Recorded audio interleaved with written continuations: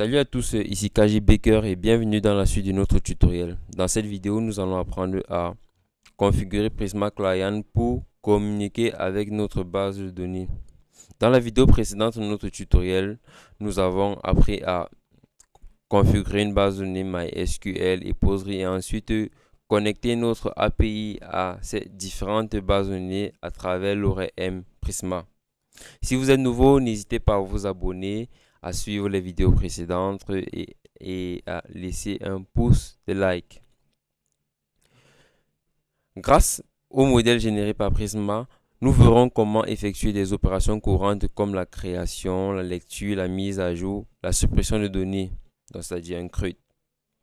Ce tutoriel vous permettra de comprendre comment Prisma simplifie les interactions avec une base de données relationnelle tout en garantissant sécurité et performance.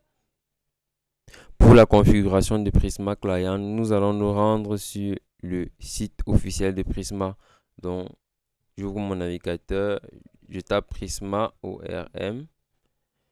Là, le premier lien qui est le site officiel de Prisma. Dans ressources, je vais dans documentation. Là, j'ai un Get Started. Donc, je clique sur le Get Started où nous étions. Et ensuite, là, j'ai encore un Get Started. Donc, je vais cliquer là. Voilà. Comme prérequis, on demandait à avoir une base de données MySQL ou Postgre installée. C'est ce que nous avons fait. Et aussi, le projet doit pouvoir utiliser Prisma Client. Donc, ce qui nous intéresse là, c'est la configuration de Prisma Client. Donc, je clique sur ce lien. Voilà, non, là, on a Setup et configuration. Donc, je clique dessus. Ensuite, introduction. Voilà. Ok, l'installation. Donc, voici comment installer Prisma Client. Donc, nous allons dans notre terminal faire un npm install de Prisma Client. Donc, je vais copier ceci, revenir au niveau de notre projet dans le terminal. Je vais coller la commande et taper npm install Prisma Client. Là, nous patientons que ça installe. Voilà, maintenant que Prisma Client est installé, nous allons le configurer. Donc, si je viens dans Package JSON, au niveau de mes dépendances, vous verrez là, on a Prisma Client, la version 6.3.1 de Prisma Client qui est installée. Donc, comment le configurer? Je vous recommande de créer à la racine de votre projet un répertoire que nous allons nommer modèle. Donc, c'est à l'intérieur de ce répertoire que nous allons stocker les différents modèles que nous créons au niveau de notre schéma Prisma. Donc, ces différents modèles, ce modèle user, post et autres modèles. Donc, dans modèle, nous allons créer un fichier qu'on va appeler Prisma Client, un fichier TypeScript avec l'extension TS. Voilà, maintenant que nous avons créé ce fichier, nous allons configurer Prisma Client. Donc, je vais importer la Prisma Client. Donc, je fais un import de Prisma Client from Prisma Client. Voilà. Donc, j'importe Prisma Client et je vais l'instancier. Donc, en faisant const Prisma, c'est de type Prisma Client. Donc, qui est égal à new Prisma Client. Là, je viens d'instancier Prisma Client. Donc, je vais l'utiliser pour la création de mes différents modèles. Donc, je vais l'exporter là. Je vais faire un export default de Prisma. Voilà. Maintenant que j'ai configuré Prisma Client là, je l'ai instancié et configuré, je l'ai exporté. Je viens maintenant, je vais créer un modèle que je vais appeler un modèle user. Donc, je vais appeler ça user.ts. Là, ce sera le modèle des utilisateurs. Donc, ici, je vais juste importer Prisma que j'ai exporté tout à l'heure. Import Prisma, voilà, dans le répertoire Prisma Client. Ensuite, je vais juste faire un export default de user model. Je vais appeler ça comme ça. Je vais nommer ça de cette manière-ci. Non. Donc, je vais faire juste const user model est égal à prisma.user. Donc vous voyez que Prisma reconnaît le modèle user, c'est parce que au niveau de notre schéma, on a le modèle user. Donc si je fais Prisma. On va aussi avoir le modèle post. Donc là, j'ai le modèle user, Prisma.user. Et là, je peux faire un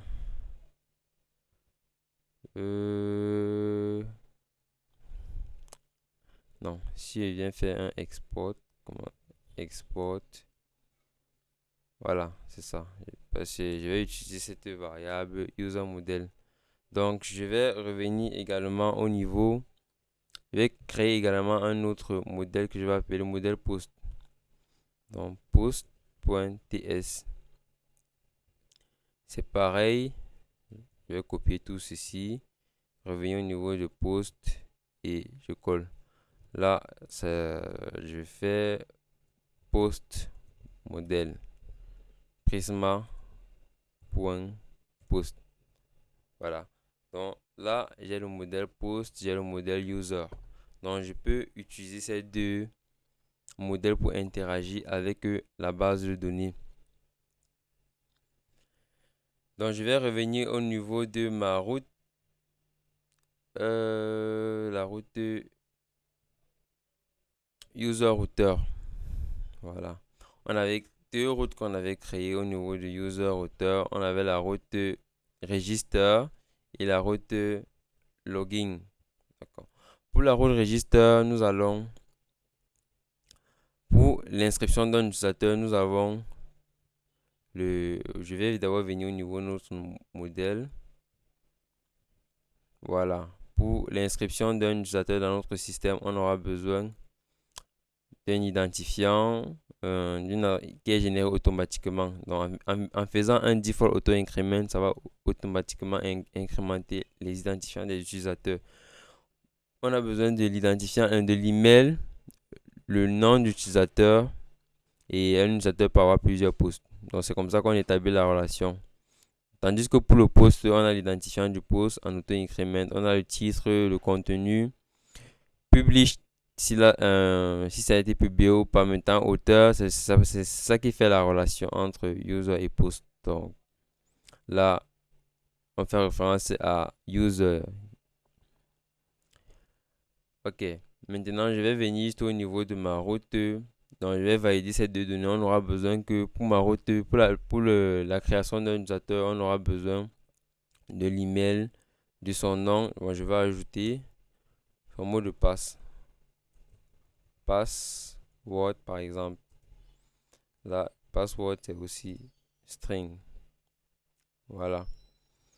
Password string. Ok, c'est tout. Je vais me limiter à ce niveau-ci. Ok, maintenant, comment est-ce que je fais pour faire correspondre ce modèle-ci à ma base de données? Parce qu'au niveau de ma base de données actuellement, j'ai juste deux tables. J'ai juste, au niveau de la table user, j'ai juste les colonnes suivantes. J'ai juste l'identifiant, l'email et le name. Donc, pour faire ça, on doit pouvoir faire une mise à jour de notre modèle vers la base de données avec la commande npx prisma db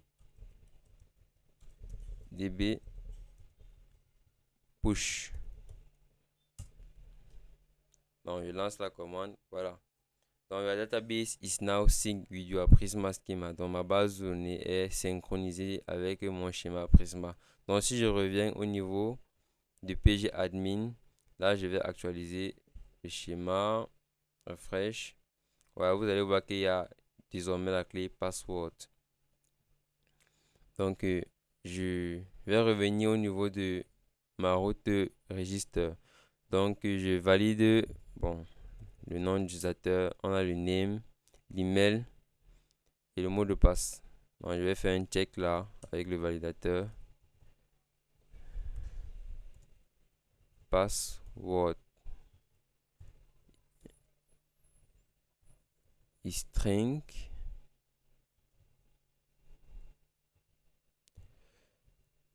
is lunch. Bon, le mot de passe, c'est minimum. Disons 5 caractères. Ok, je vais laisser un message. Là, je vais mettre le mot de passe doit avoir minimum 5 caractères. Comme ceci. Voilà. Donc, je valide le nom, l'email et le mot de passe. Ok. Donc, la première chose à faire, c'est que là, on a le name.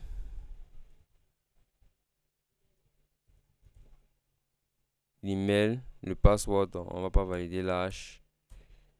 C'est ça qui fait office de request.body. Ok.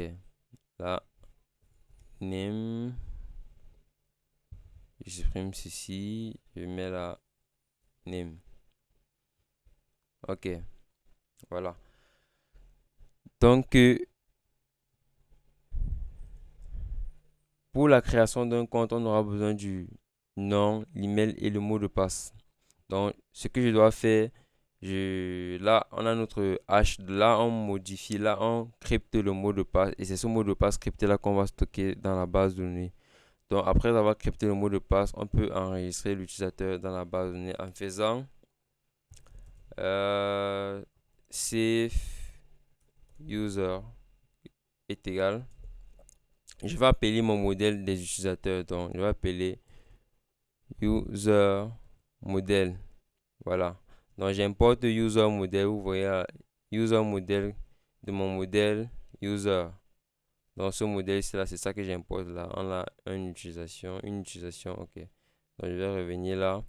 Donc, user modèle.create. Voilà, user modèle.create. Là, on est en train de créer un utilisateur. Donc, la méthode de create qui prend la data et les données que l'on souhaite utiliser pour créer. Donc, je vais mettre là l'email, la clé email.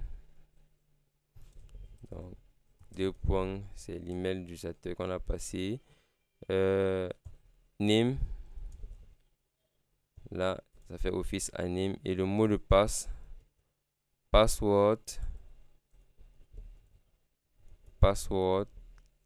qui est le mot de passe haché. Voilà, j'ai cette erreur parce que j'ai tout à l'heure fait un npx prisma.db push, mais pour le moment là, ça ne reconnaît pas password. Ok, comment faire? Ok, je crois que je suis obligé de fermer le projet pour que ça puisse se reconnaître. Donc, je vais fermer d'abord le projet là. Ensuite, réouvrir.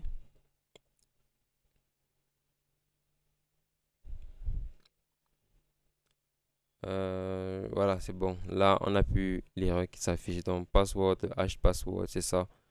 Ok. Là, j'ai fait if save user. Donc, si c'est que... Ah, là, c'est await. Là, c'est une fonction asynchrone. Donc, on va faire un await. Voilà, c'est ça. Un await. Parce que là, on est dans une fonction asynchrone. Donc, save user. Si c'est que l'utilisateur a été créé, voilà, je retourne juste l'utilisateur. Response.statut user registre. Maintenant, dans les data, je vais juste passer le save user. Donc, je retourne l'utilisateur créé. Sinon, on va retourner une réponse au statut. Disons 400. Là, je vais mettre file to create user. Ok. Data Nul. On n'a pas besoin de retourner la donnée pour ce cas de figure ici. Voilà, je vais mettre la condition alternative. Sinon, je copie tout ceci. Je mets, je vais couper. Je mets à l'intérieur là. Voilà. Donc, dans notre script d'inscription, on hache le mot de passe et on sauvegarde l'utilisateur dans la base de données. Donc, usermodel.create data, email, name, password.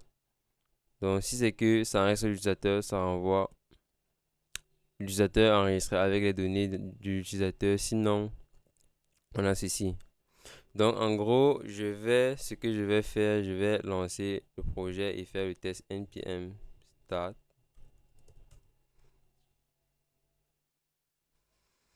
Voilà, je vais au niveau de Postman et je vais tester.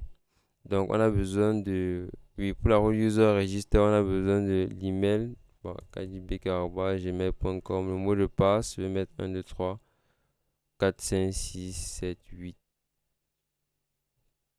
Bon, 1, 2, 3, 4, 5, 6, 7, 8. Voilà, quelque chose du genre. Le nom d'utilisateur, là, je vais mettre name, mais peut-être là, big. Ok, et je lance ma route. Voilà. Là, j'ai la réponse au statut code 200. User registered with success. Donc, avec les données de l'utilisateur, ça c'est son identifiant, son email, son nom d'utilisateur et son mot de passe qui a été haché. Donc, nous pouvons aller au niveau de pgadmin 4 et vérifier. Donc, dans la table utilisateur, vous allez faire juste un clic droit là et sur View Edit Data, cliquez sur All pour regarder toutes les colonnes de cette table aussi. User. Ah, c'est la table User. Not found. Un instant, moi je vais faire un refresh d'abord. Refresh. Ok. Table User. Ok, c'est ça. Alors, ok, voilà, donc on a notre utilisateur là, son identifiant, son adresse email, son nom et son mot de passe. Donc c'est ainsi qu'on utilise Prisma Client pour communiquer avec notre base de données. Donc là, on vient de créer un utilisateur. Ok. On peut faire, si on veut, par exemple, si supposons qu'on veut créer le même utilisateur, vu que l'identifiant on a mis l'identifiant comme auto-increment, comme clé primaire. Supposons qu'on veut recréer encore le même utilisateur. Donc je lance la requête, qu'est-ce qui va se passer? Voilà, mon application a planté. Il y a une erreur. Unique constraint file field email. Donc l'application a planté. Maintenant, pour que l'application ne plante plus comme ceci, je vous suggère de mettre notre bloc de code dans un try catch. Donc là, on a le register, promise. Ok, donc je vais venir là, je vais faire juste un try catch pour capturer nos différentes erreurs. Et console.error de E. Ok, l'erreur est inconnue. Là, je vais copier tout mon bloc de code et l'encapsuler dans ce try catch.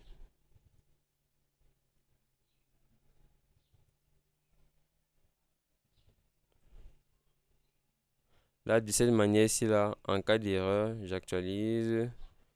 Je vais redémarrer le serveur npm start.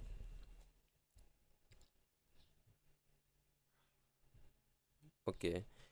Là, maintenant, je vais relancer ma requête. Ok, là, le serveur n'a plus craché. Mais on est dans le try catch. Vous voyez. Là, ça a fait un console log de l'erreur dans le try catch. Bon, vu que je ne retourne rien, c'est pourquoi ça fait ceci là. Ok. Bon, dans le try catch, supposons qu'il y a une erreur, on va faire un. Ah, je vais couper le serveur là. Ok. En cas d'erreur, on va faire un response.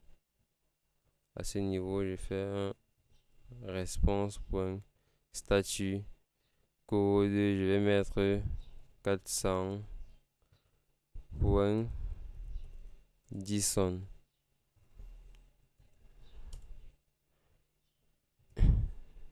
le message.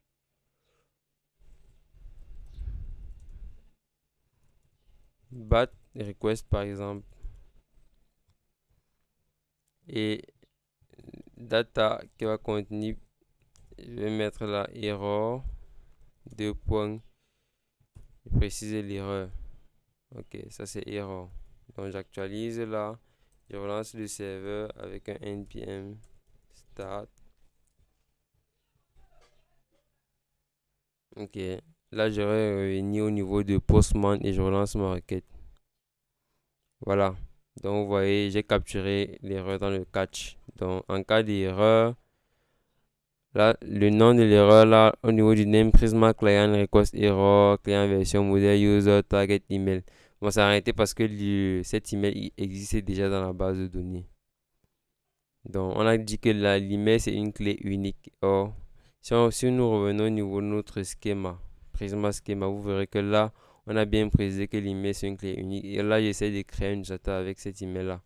Donc, ce que nous avons fait généralement, pour éviter cette erreur au niveau de notre logique de création d'un utilisateur, on va vérifier d'abord l'existence de cet utilisateur-là. Donc, avant de faire la sauvegarde de l'utilisateur, on va faire let find exist user qui est égal à await user model.find first.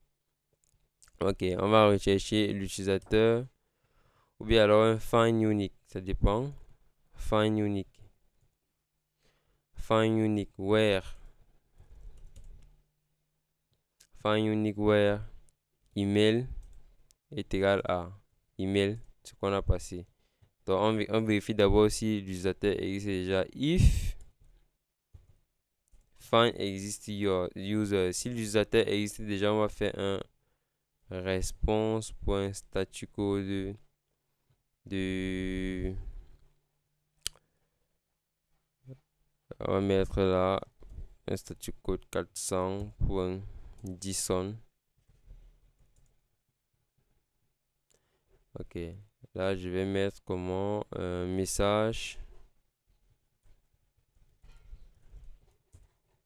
user already exists. Data, là je vais mettre nul.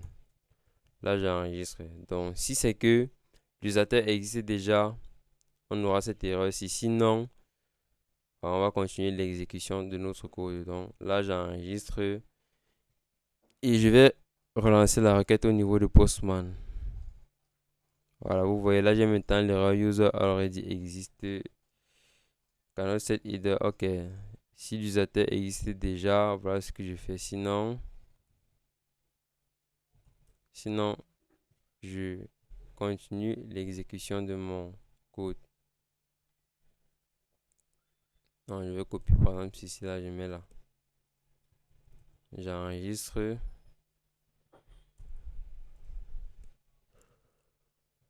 Et je relance. Le serveur n'avait pas encore démarré. Je lance là. Voilà. Donc, user already exist. Là, mon serveur n'a plus craché. Donc, avec Prisma Client, on a plusieurs méthodes. Avec un modèle, on peut faire les find unique pour chercher un utilisateur ou bien find first. On peut faire le create pour créer un utilisateur. Donc, si vous voulez voir l'ensemble des méthodes utilisées avec Prisma, je vous recommande de revenir sur le site de Prisma Client au niveau du Get Started. Vous allez voir là Get Started. Allons dans le Get Started et bon, donc revenons là. Prisma Doc. La documentation. Ensuite, voilà, create ici. Voilà. Là, il y a le create. C'est ce qu'on vient de faire. Donc, lorsqu'on a instancié normalement Prisma, on fait un await Prisma. Le modèle correspondant .create. Donc, nous, on n'a pas fait Prisma.user parce que au niveau de notre application directement, on est venu là instancier Prisma Client et on a exporté Prisma. Et maintenant, à chaque modèle, on est juste venu faire quoi? user model égale à prisma.user. Donc sinon, on allait instancier Prisma dans chaque route de notre application. Oh, c'est pas la meilleure manière de faire. Donc je pense que voici la bonne manière de faire. Donc on instancie notre Prisma client sur un seul endroit de notre code et on l'exporte pour pouvoir l'utiliser dans les autres, dans les autres modèles. Donc, de cette manière, cela c'est plus organisé. Là, maintenant, au niveau de notre route user router, là, on fait juste un user. Voilà. User, on l'appelle sur le modèle et en appliquant les différentes méthodes de Prisma. Find unique, create, update, delete. Donc, c'est ainsi qu'on communique avec notre base de données avec Prisma Client. Là, nous avons fait un cas de création d'un utilisateur. Là, maintenant, je vais faire une route pour lister les utilisateurs. Donc, là, je vais venir. Nous allons faire là config user router.get. Par exemple, cette route, ça va me permettre de récupérer la liste des utilisateurs. Ok. Là, on a le patch et notre fonction asynchrone. Async qui va prendre en paramètre request et response.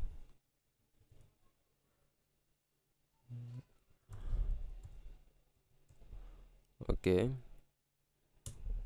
Request et response. Voilà. Et comme on n'oublie pas le try catch, donc on doit encapsuler, on doit mettre notre code dans un try catch pour éviter les cas d'erreur. Try catch, error. Voilà. Je vais copier cette réponse ici, bat request. Non, c'est ça. Voilà. Donc, voici par exemple, cette route ça va nous permettre de récupérer. Cette route va nous permettre de récupérer la liste de nos utilisateurs. Donc, pour ce faire, je vais juste faire un let find user qui est égal à ma variable user model point find many. Find many, c'est une méthode ça qui permet de récupérer tous les utilisateurs. Donc, user model point find many. Ok. Là, je vais faire juste un.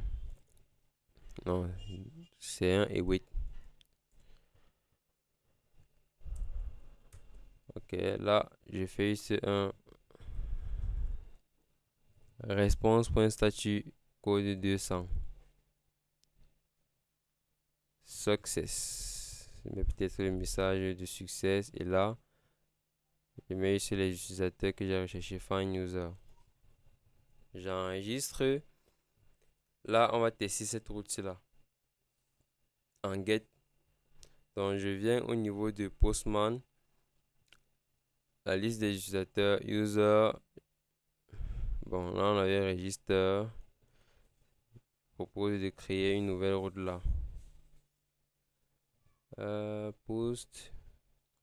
Je vais dupliquer ceci. Ok. Ceci là, je vais appeler ça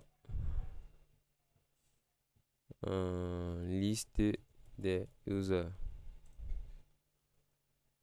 Ok. Ça va être une route en get. J'enregistre là. Ok. Get. On a la liste des utilisateurs en get API user. Je lance ma requête. Là, j'ai quoi? Cannot get API user.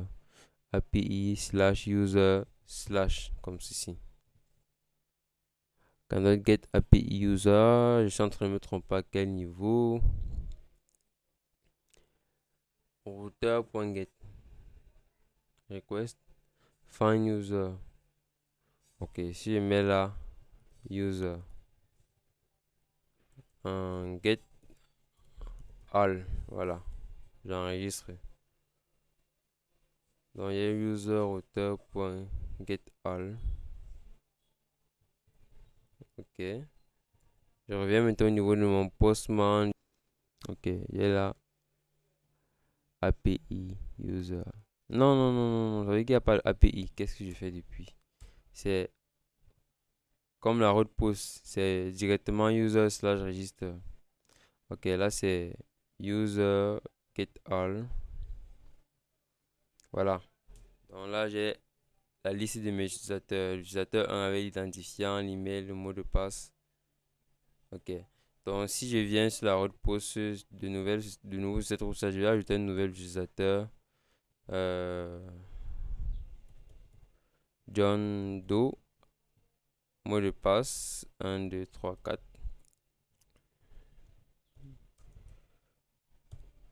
John.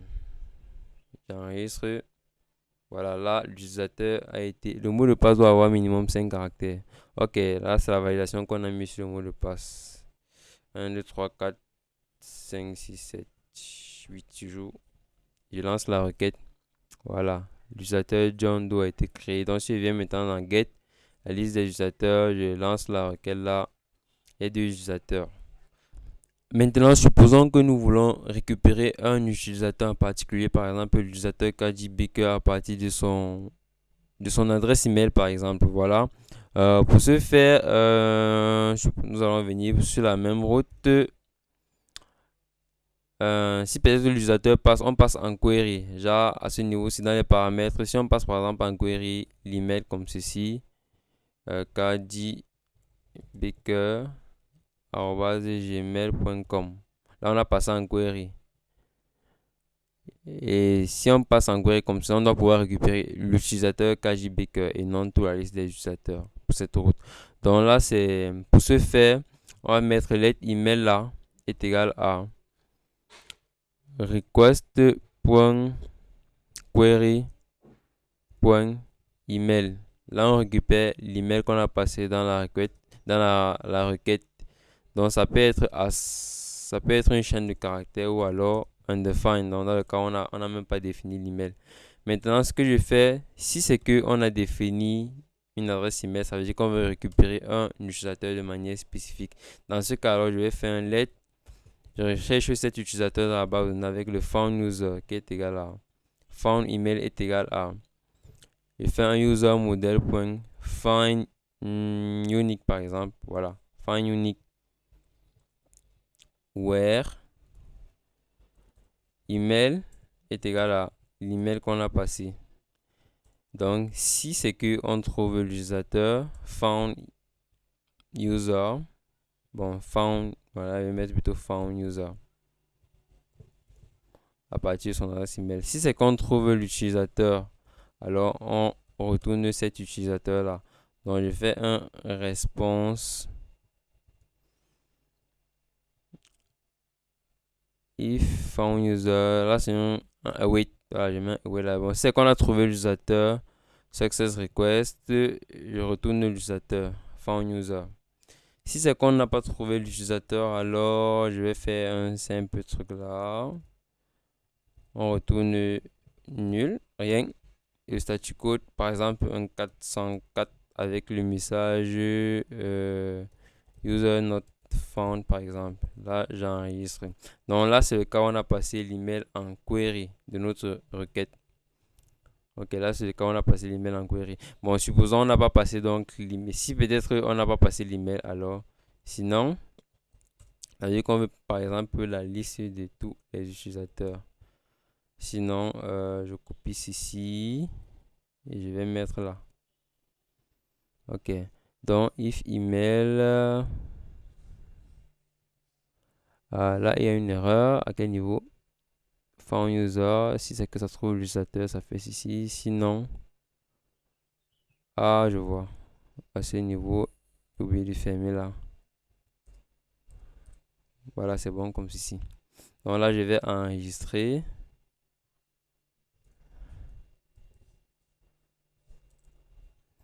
Voilà. Là que j'ai enregistré, je vais faire un test au niveau de Postman en passant l'email en query. Donc là, on a notre email là que je vais toujours laisser en query. Si je lance ma requête, KDBaker, là j'ai passé l'email. Pourquoi ça ne. Bon, je vais décocher. Found user. Il y a mis un espace là, c'est plutôt email comme ceci. Voilà, il ne doit pas avoir d'espace. Je lance la requête. Voilà, success request, ça va retourner l'utilisateur qu'on recherche. Donc là, c'est pour récupérer un seul utilisateur. Donc si par exemple je me trompe au niveau de l'adresse email ou bien je mets une adresse qui n'existe pas, exemple, par exemple là, et je lance ma requête, alors qu'est-ce qui se passe? Found user, si l'utilisateur existe, voilà ce que ça fait. Sinon, qu'est-ce que j'ai fait là? Sinon, sinon, là on retourne juste un 404. Donc, j'enregistre et je vais refaire le test. Ok. Voilà, user not found. Donc, c'est ainsi qu'on peut faire la requête pour récupérer un utilisateur et aussi avoir la liste de nos utilisateurs. Voilà, je précise aussi que lorsqu'on récupère la liste des utilisateurs, on peut sélectionner les champs que l'on souhaite récupérer. Donc, si par exemple, on ne veut pas, là, je vais venir au niveau de Postman. Là, par exemple, lorsque je récupère bon, je vais désactiver ceci. Ouais, je peux décider de récupérer uniquement l'identifiant, l'email et le nom de l'utilisateur sans le mot de passe. Donc, pour ce faire, dans la route pour récupérer la liste des utilisateurs, là, Find Mini, je viens juste à ce niveau, je fais un select. Select. Donc, dans le select, je vais prendre l'identifiant, true, le name, true, l'email, true. Là, j'enregistre et je vais venir relancer ma requête là. Vous voyez là, on a juste l'identifiant, le name et l'email. C'est pareil pour le find unique. Pour récupérer un seul utilisateur, je peux mettre ma condition where email est égal à. Et ensuite, à l'intérieur, je mets encore un select. Et je mets mes clauses. Je peux décider de sélectionner uniquement les identifiants true. Là, je vais venir, je coche là pour récupérer l'utilisateur KJ Baker. Je lance ma requête. Vous voyez là, j'ai récupéré uniquement l'identifiant. Donc, j'ai l'identifiant de cet utilisateur là. Ok. Voilà, maintenant, on a fait le cas de la récupération des utilisateurs et la création d'un utilisateur. Donc, on va faire maintenant, pour ce cas de figure, la mise à jour d'un utilisateur. Donc, pour ça, dans notre user auteur, on va faire un user auteur.put, par exemple. Ça, c'est pour la mise à jour. Là, on va appeler la route update. Update qui va prendre une fonction asynchrone, qui va prendre les requests de express.request et réponse de express.response. Ensuite, retourner, encapsuler tout le bloc de notre code dans un try catch. Donc, je vais là mettre le try catch error. Ensuite, là, je vais copier le contenu du catch là. Ok. Ok. Bon, je propose qu'on valide les données comme lors de la création d'un compte utilisateur. Donc, pour la validation, on va valider ces données-ci. Donc, pour le cas de la mise à jour, ok, on va faire une mise à jour par exemple du nom de l'email également. Donc, je vais mettre ça new name, ici new email. Ok, les deux doivent être optionnels. Ok, là également, je mets aussi optionnel là. Voilà. Ok, là, on va faire la mise à jour de l'utilisateur à partir de son email qu'on a passé dans le query. Donc là, je vais venir également mettre email là. Let email est égal à request.query.email as string. Donc, je suppose qu'on va passer l'email dans la query de notre requête.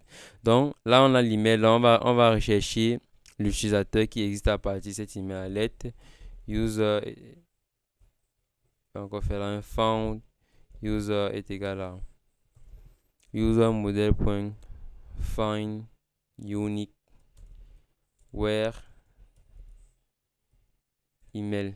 Voilà. En mettant comme ça prend aussi. Donc là, je fais un found user. Là, c'est un await. Voilà. If, si on a l'utilisateur, bon, j'ai fait une erreur là. Found user. Ok, si c'est qu'on trouve l'utilisateur, alors je vais faire la requête de mise à jour de l'utilisateur. Donc, let update user est égal à await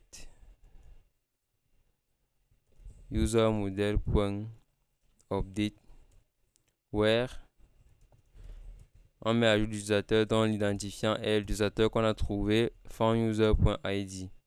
Et là, dans data, on passe les données que l'on souhaite modifier. Donc dans data, par exemple, l'email, ça sera new email. Bon, je vais mettre la const new email et new name qui est égal à request.body parce qu'on va passer dans le body les nouveaux champs que l'on souhaite modifier. Donc là, je vais avoir l'email, c'est new email. Si ça n'existe pas, alors undefined. C'est-à-dire qu'on n'a pas passé de nouvel email. Pareil pour la clé name. Si on n'a pas de new name, alors on ne fait rien. Donc du coup, undefined. Donc là, on a le update. Là, je peux retourner l'utilisateur. Je vais copier ceci. 200 success request. Et là, je retourne l'utilisateur qui a été mis à jour, update user. Donc, on recherche l'utilisateur. Si l'utilisateur n'existe pas, alors on va juste retourner là, un 404 par exemple, user not found. Là, nul. Là, je vais enregistrer. Donc là, on est le cas du numéro de mise à jour. Donc, on va passer le new email et le new name. Donc, je reviens au niveau de Postman. Là, au niveau de Postman, je vais dupliquer la requête de création à ce niveau. La liste des utilisateurs, c'est un get. Ah, je n'avais pas sauvegardé là. Je vais dupliquer là. Duplicate. Là, je vais venir choisir là une requête en put user slash update. C'est update comme ceci. Voilà. Ok, pour la mise à jour d'un utilisateur, nous avons dit qu'on va mettre un utilisateur à partir de son adresse email. Donc, je vais passer l'email là, kdbaker@gmail.com. Ok, et dans le body, les données que l'on souhaite modifier de cet utilisateur. Donc, par exemple, on va passer le new name. Je vais appeler ça par exemple Franck. C'est un exemple. Ok, j'enregistre et je vais lancer ma requête de mise à jour. Ok, success request. Donc vous voyez là, ça a mis à jour l'utilisateur et me retourner le nouvel utilisateur avec le nom Franck. Donc si je viens sur la liste des utilisateurs, la requête renvoie la liste des utilisateurs et que je lance ma requête, là on a tous les utilisateurs. Là on a l'utilisateur KJB qui a le nouveau nom Franck. Donc c'est ainsi qu'on fait la mise à jour d'un utilisateur. Voilà pour le dernier cas de figure avec Prisma. On va faire la suppression d'un utilisateur. Donc je vais écrire une route delete. Donc je vais recopier ma route update que j'ai faite à ce niveau et la coller juste en bas là. Ok, là je vais appeler ça delete. Dans le cas d'un delete, on n'a pas besoin de passer les données dans le body. Là, je vais appeler delete comme ceci. User author.delete. Donc, la route delete. Et on va supprimer l'utilisateur à partir de son adresse email. Dans les données de body, je n'ai pas besoin de ça. Je recherche l'utilisateur. Si l'utilisateur existe, alors je fais un delete user qui est égal à our user model.delete. On supprime l'utilisateur where l'id est égal à l'utilisateur qu'on a trouvé. Donc là, j'ai pas besoin d'un data. Donc je supprime comme ceci. OK. Success request. Si c'est que la requête s'est effectuée avec succès, alors on retourne l'utilisateur qu'on a supprimé. Sinon, l'utilisateur non trouvé. Donc là, je viens de faire le cas du delete. Donc je vais enregistrer ceci là et faire un test avec Postman. Donc là, j'ai le post, put, get, je vais dupliquer ceci. Là, duplicate.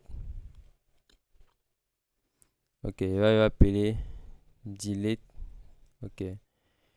C'est une route delete. Ok, pour le delete, ça sera user.delete. Là, on va passer l'email de l'utilisateur qu'on souhaite supprimer. On va supprimer quel utilisateur, par exemple.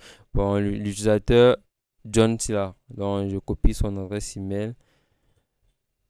Je reviens au niveau de la route de delete. Là, je mets son adresse email. Donc, on va supprimer l'utilisateur where l'email est égal à delete. Donc, je lance la requête. Voilà, success request. Donc, l'utilisateur ici a été supprimé. Donc, si je reviens au niveau de la liste des utilisateurs et que je lance, là, on a juste un seul utilisateur actuellement.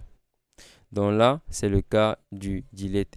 Donc, je tiens à préciser que pour toutes ces requêtes où on passe les données en query, on peut aussi décider de passer plutôt l'identifiant de l'utilisateur. Donc là, on a fait le parcours d'un simple CRUD avec Prisma Client. Dans la suite de notre tutoriel, nous allons mieux organiser notre code à travers l'utilisation des classes avec des contrôleurs.